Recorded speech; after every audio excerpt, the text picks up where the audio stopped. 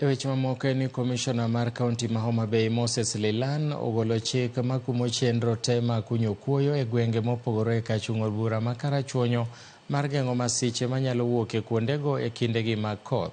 Gwenge ma Karachuonyo ema wacho osekelo chandruok maduong' moloyo kopim kod gwenge mamoko mayudore e kaunti ma Homa Bay. Ali Abich miyowa ler ewi wachni. Kaluwore gi koth madhi nyime gi chwe gi oula mapek, komiti ma ochung'ne rango midhiero mabiro apoya e kaunti ma Homa Bay koro ogolo chik makumo chenro mar kunyo kuoyo ma osebedo ka dhi nyime e gwenge ma opogore Karachuonyo bura ma Karachuonyo, ma en kama sani koro oula osebedo ka chande jopiny. Komishona mar kaunti ma Homa Bay Moses Lilan okoni kuonde te ma kunyo kuoyo alworano sani chal mar giricho kendo lo nyalo sinjore makel masira ne jogo ma osebedo ka kunyo kuoyo, ka okoni obila obedo akicha mar neno ni chikno oluw. We have issued an alert and a stop order on all quarrying activities because of the ongoing rains. We know what it takes for people to do quarrying. Those areas are very loose now. They are prone to collapse, and we are asking anyone who is doing that business to stop. I think that is what we've agreed. We've agreed together with the leadership. So we wouldn't expect this to escalate into loss of lives because of defiance by those who are practicing this illegal business. Sand harvesting has been a big problem with us. But today, before you came, Commissioner, we spoke with the community here under the tree, and they passed a resolution that they will all be concerned and take steps to ensure that nobody destroys our road coming here by harvesting sand to the extent of clearing the existence of the road.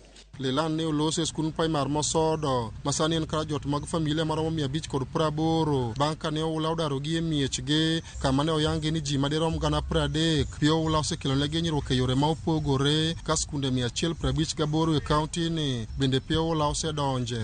The situation continues to be complicated. In fact, as it is now, we are seeing much of the areas that had not been affected being affected. We have already established that about 4,860 homesteads or families have been affected, out of which 1,283 have been displaced completely. Looking at it, we have close to 30,000 people who have been affected by these floods. We've already lost 4 people during the incident last week. We had 2 injuries, and many of those people also are displaced as we speak.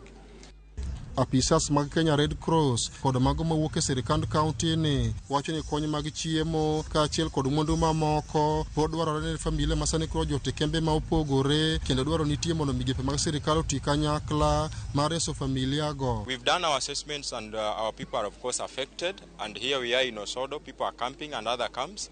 As Kenya Red Cross, we have tried our best to resource mobilize to support our people with the immediate needs.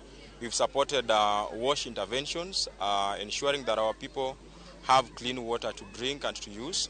We've also done non-food items distribution in this camp and other camps.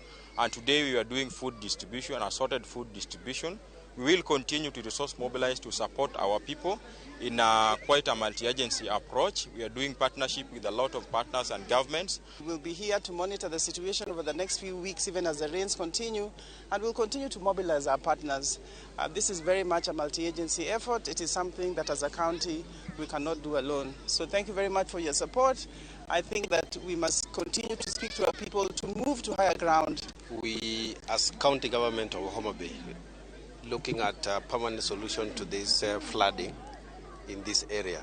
We are working very closely with the national government to ensure that the 14.6 kilometer stretch of River Miriu from Nyakwere to Choe